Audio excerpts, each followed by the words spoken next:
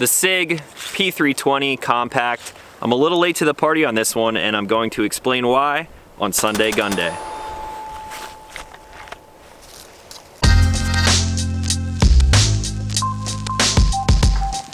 What's going on, everyone? Back with another episode of Stuff and Things. My opinions of this gun have been highly requested here on the channel, and I've actually given some of my thoughts before, but never the full Sunday Gun Day treatment. We are obviously taking a look at the Sig P320, but this isn't any old Sig. Today we are taking a look at this fully serviced custom P320 from my friends out at Danger Close Armament. Let's get all of the things that most people know already out of the way first. The P320 is a 9mm double stack polymer frame striker fired pistol. The great thing about these guns is how modular they are, and we'll get to that in a second. There are a ton of different frame and slide sizes to choose from, and chances are they offer something that will fit your needs. This build is based on the P320 Compact, which puts its form factor right in competition with a lot of other popular choices. Now for the magic that Danger Close Armament has worked into this, starting with the most obvious, their signature frame package. The frame was first Cerakoted in this cobalt color and then stippled to give it its two-toned look. If you've been on the channel for a while, you will know that I've been a huge fan of their stipple work since the beginning when I first built my infamous 19. And their craftsmanship has definitely evolved over the years, but you will still find their awesome hand-laid textures with an insanely crisp recessed border. I've had my hands on so many different companies' work over the years, and I can confidently say that nothing compares to this. Also in the frame you will notice the Apex Flatty trigger. Again, this is something that I am a big fan of, so hopefully it shoots well. And then moving up to the DLC coated slide, you will find their 320 milling package, and damn does this change the whole look of the gun. I never really thought that the 320 was ugly from the beginning, but the recessed pockets and top slide serrations make this thing look incredible. But at the same time, it's not all aesthetics. All of the cuts improve functionality and reduce the slide weight, but not so much to a point where it will affect the perceived recoil negatively. And then the icing on the cake, you will find a set of Dawson Precision Charger sights with a red fiber optic front post and a black serrated rear. So obviously this gun has almost everything that I like in a polymer striker fired pistol, but the reason why I never actually reviewed a 320 is simply because I'm just not a big fan of the platform. I do really like the concept of the modularity, how you can pull the whole trigger group out and put it in a different frame with a different slide and barrel. The actual registered part that makes this a firearm can be put in a bunch of different configurations and be a bunch of different guns all at once. The thing that I never really liked about them is the ergonomics. So I'm basically going to be taking this review and cutting it up into like two different sections. One, I'm going to look at the gun from the standpoint of just it being a Sig P320 Compact. I'll give you my thoughts and opinion on the gun itself, but then I'm also going to look at the Danger Close Armament package side of it, and then I'll give you all of my thoughts and opinions on that part of the gun as well. You guys will sort of understand the reasoning of why I am doing it this way, but first, let's get into the first mag impression.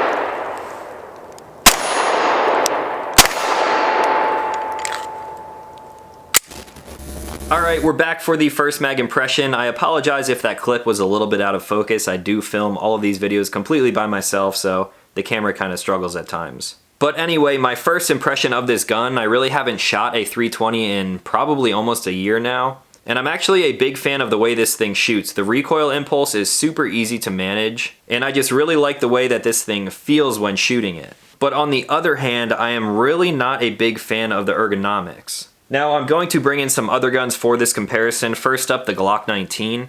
The ergos on this are fine for me. I shoot Glocks relatively well, but the one thing that I don't really like is the grip angle. I am used to it just from shooting them so much, but you definitely have to angle your wrist down a little bit more, and it's not quite as natural as other guns. I think the most natural shooting for me would be the Smith & Wesson, the M&P series. This is the 2.0 compact version with a 4-inch barrel. I shoot this thing super well. It points very naturally for me.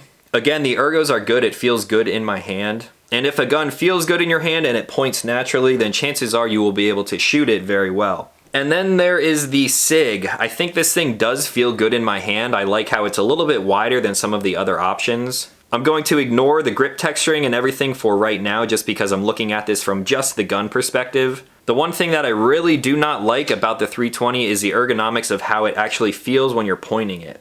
I'm going to hold this thing up right next to the Glock 19 right now just so you can see how different the grip angles actually are. The angle on the Glock is way different, which sort of forces you to kind of push the muzzle down and tilt your wrist forward, whereas the angle on the 320 is more almost like a 90-degree angle. Obviously, it is not exactly 90 degrees, but even when compared to the M&P, it's even a little less extreme than the M&P, and this thing points super naturally for me, and I shoot it really well. So for starters, the grip angle of this gun is really something that I'm just not into. With a Glock, I'm used to sort of turning my wrist forward a little bit. For the M&P, that is the one that points most naturally for me, so it is just a straight push out and I'm right on target with my sights. And then this, when I point out naturally, I find that the front sight post kind of dives down. Now this is all really just personal opinion and what I like to shoot, but I'm just laying this reasoning out there to let you guys know that I'm not completely just shitting on the gun, it's just something that I personally don't like. The other thing with the ergos is the bore axis of the 320. Whenever I grab a 320, no matter the size of the frame, I always feel like the slide and barrel are sitting up way too high.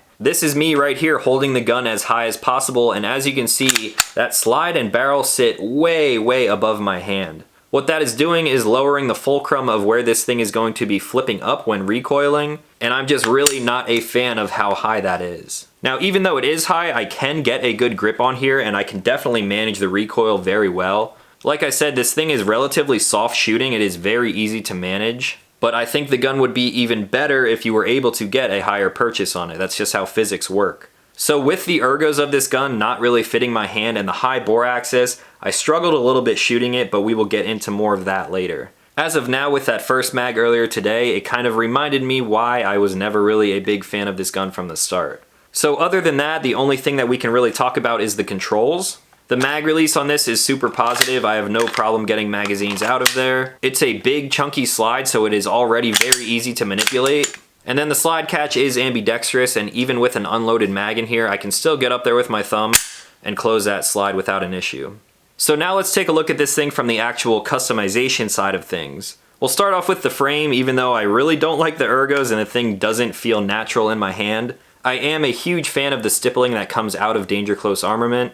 I actually have a few other guns here that I have sent to them in the past so we can sort of compare the work. Here is the infamous 19 with that sort of brain texture on there. This thing has over 1,000 rounds through it and it is still feeling pretty nice. It's definitely wearing down a little bit. It's not quite as aggressive as it was when it was new, but it is still very functional, and I'm still a big fan of this gun, obviously. And then there was my Glock 43. This has very similar texturing to that of the 19, but since this gun has not been shot as much as that other custom build, this is still a lot more aggressive, and basically it looks brand new still. The line work of the recessed borders is great, and this is also their slide package that they did. I said this before and I will say it again, I've put my hands on a lot of custom work over the years, and when it comes to frame packages, Danger Close Armament is still my favorite, hands down. So now we'll move on to my CZ P07. This is the most recent work that I had sent out to be done at Danger Close Armament, and you can sort of tell how things are evolving over the years. They're branching out into different types of texturing patterns, and this is more of a like scallop type of pattern.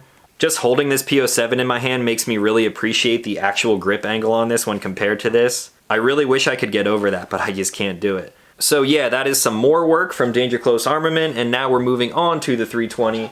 Again, since this work has been done a little bit more recently, I would compare this to the P07 more than the other two Glocks. The borders on this thing are insanely crisp. I can't believe that they actually do all of this by hand. And even when I look at it up really close, there is like no flaws at all. They of course have the same lines around the Sig Sauer logo and then kind of lining the magwell down here. I'm obviously a fan of the texturing aesthetically speaking, but at the same time it is also way more functional than this gun comes stock. The stock texturing on a 320 is okay, but it's kind of lacking a little bit for what I like. So their frame package definitely takes care of all of that, and it's also Cerakoted too with that two-tone look, another thing that I am a big fan of. Now moving up to the slide, as you can see there are serrations and pockets cut out all over this thing, and it looks damn cool. The way the 320 comes stock is actually fine in my opinion. It has the front serrations and rear serrations, and they're both definitely very functional. But then Danger Close Armament takes it a step further by putting some matching serrations on both the front and rear of the top of the slide.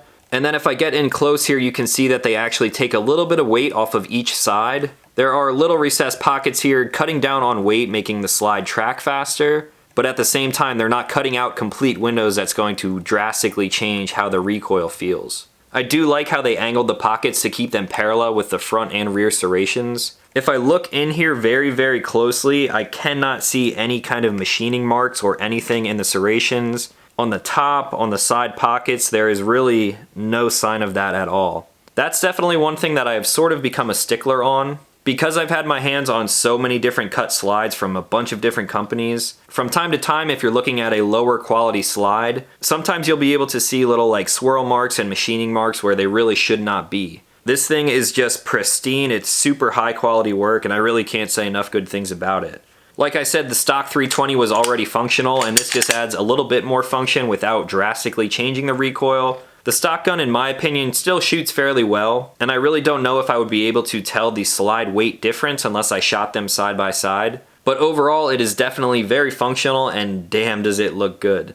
And then on top for the sights, it is a red fiber optic front post, black serrated rear, definitely a fan of that. This front sight post was picking up a ton of light out on the range there today. It was a little cloudy and overcast at times, but this thing is super bright no matter what kind of environment you're in. One thing that I don't necessarily like about these sights is how thin the front post is.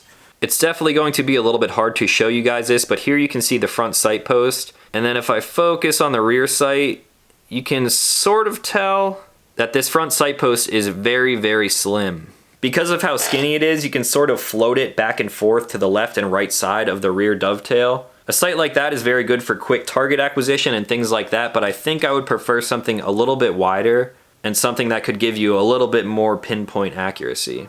Again, that is all just personal preference, and I am still definitely a fan of this combo. So finally, there is the trigger, and I have a lot to say about this thing, but first, let's go back to the range and put some more rounds down.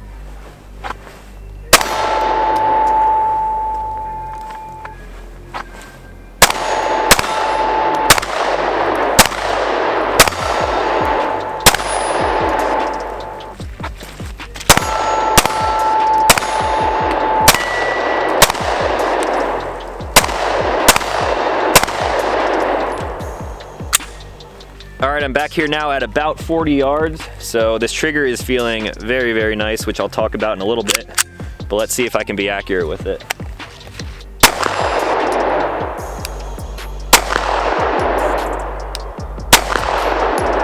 Come on.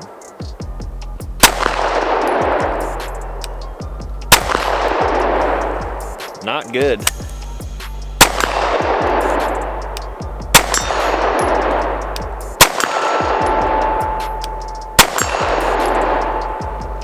I think my hold was off a little bit there. Let's go back even further. Now I'm back here at 60. I'm really gonna have to concentrate if I'm going to be landing shots with this thing.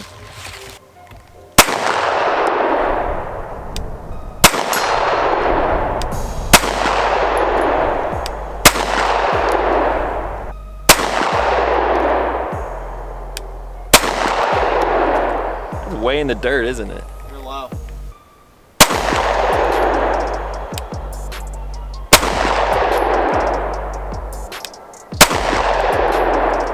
Alright, I'm not wasting any more ammo out here.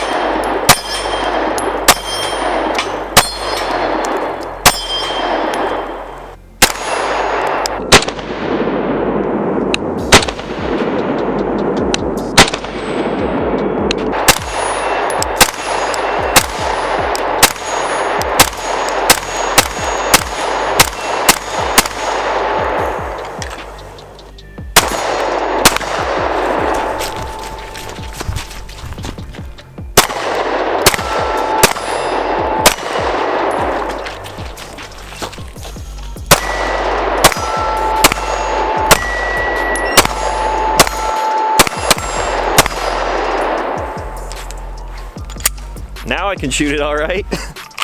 We still got time for a quick mag dump.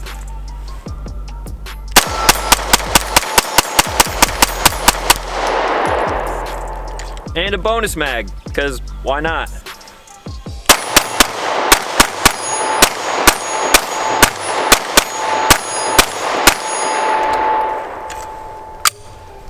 Both of those targets be ringing.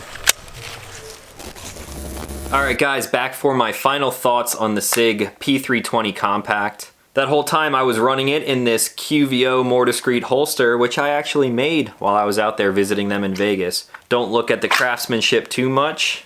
Might not be the best of the best, but hey, it worked, so. Now I first want to talk about this gun again, just from the Sig 320 perspective. As you guys could probably tell there, I was getting pretty frustrated with how I shot this gun. It's not every day that I can pick up a brand new gun that's never been fired before and shoot it very well, but I definitely felt like I was underperforming when shooting this thing, and mainly it just goes back to that grip angle. I'm really not a fan of the ergonomics. It just doesn't point naturally for me, and if it doesn't feel good in your hand, chances are you're not going to shoot it well. It's still shot smooth, and even though the bore axis is really high, I could handle the recoil fairly well. But the 320 overall just definitely is not the gun for me, and I won't be carrying this thing anytime soon. I would definitely need a lot more trigger time with it before I got proficient and comfortable with it, protecting myself, fighting with it, saving my own life. But for now, there are other options that I would obviously lean towards, and guns that are already in my EDC. So with that part out of the way, let's get into this trigger, because damn, it is sweet. Danger Close Armament worked their magic and souped this thing up with an Apex Flatty in here. Now I'm not even going to talk about the whole drop safety type of thing that happened with the 320s. If this gun would have been affected by it, this trigger should have solved that issue. And I'm not going to be testing that. I do not want to slam this thing on the ground because it's just so beautiful. And like I said, this isn't going to be a carry gun or duty gun for me, so I'm just going to take it for what it is. So now let's bring you guys in a little closer so you can check out this trigger. First of all, the trigger is very flat. There is really no curve to it at all except for the little sweep up on the end here. And it may be a little bit difficult to see, but the trigger shoe, the actual face of it, is super, super wide. I've never really shot a trigger as wide as this before, so that aspect of it is new to me, but I am already a very big fan of it. Here is the take up to a very defined wall. As you can see, it doesn't move a whole lot. There isn't a lot of pre-travel. It's not gritty or spongy at all. It's just very easy to find, and I can get there without an issue. Once I'm on top of that wall, there is hardly any creep to it, and in a normal shooting situation, there is nothing that you're gonna feel except that nice break. Now I wouldn't say that the break is the most clean, it's definitely not glass-like, but that also is not just the Apex trigger. The way the 320 triggers feel to me is a little bit like springy. Once you feel that break, you can sort of feel the springs inside the gun, and it sort of like resonates around in there. It's sort of a weird feeling when compared to some other guns, but at the same time, I can get used to it very quickly, and man, is it a nice trigger. I really wish that I could get used to the ergos on this thing, because with the way that it feels when shooting and that really nice trigger, I feel like I should be able to shoot this gun very, very well. That just wasn't the case, unfortunately. So to sort of wrap things up, looking at it again just from the gun perspective, what the gun is, I personally never really liked the 320 for the reasons that I just laid out in extent, but with all of the awesome work that Danger Close Armament did, it sort of gave me another reason to kind of pick it up and want to try it again. Now again, from the customization standpoint, I am a huge fan of this gun for what they have done to it. Both the frame and the slide are works of art. Everything is super functional and aesthetically pleasing as hell. The sights are okay, like I said, there are some things that I would like to change a little bit, but overall, if I was a big fan of the P320 for the gun itself, I would 100% send it out to Danger Close Armament to have work like this done. They didn't fail me on my 19, my 43, or my P07, and those are all guns that I liked from the start. So part of me was hoping that with all of the work done to this, it would sort of change my mind on my overall thoughts on just the Sig, the 320. And I know I'm probably already catching hate for it, but I just don't like the 320. Sorry, Sig. So anyway, I have to give a huge thank you to Danger Close Armament for letting me check this gun out. If you guys want to find out any details on the different packages that they offer, the slide cuts, the framework, anything at all, just check out their site and you can find pretty much anything that they do for any guns that they currently offer. I have to give another thanks to my friends at Panda Tactical for supplying the ammo for this episode of Sunday GUNDAY. If you guys don't follow them on Instagram or you've never talked to them in DMs on Instagram, you're missing out. They are good people with a lot of good information and they are good friends to have if you are in the gun industry. So that's all that I had for today. If you guys don't hate me so much for not liking the 320 and you have any questions, let me know in the comments down below. And if you are new to the channel, consider clicking subscribe because I make new videos every week. That's going to be all for today. So as always, thank you guys for watching, and I'll talk to you in the next one.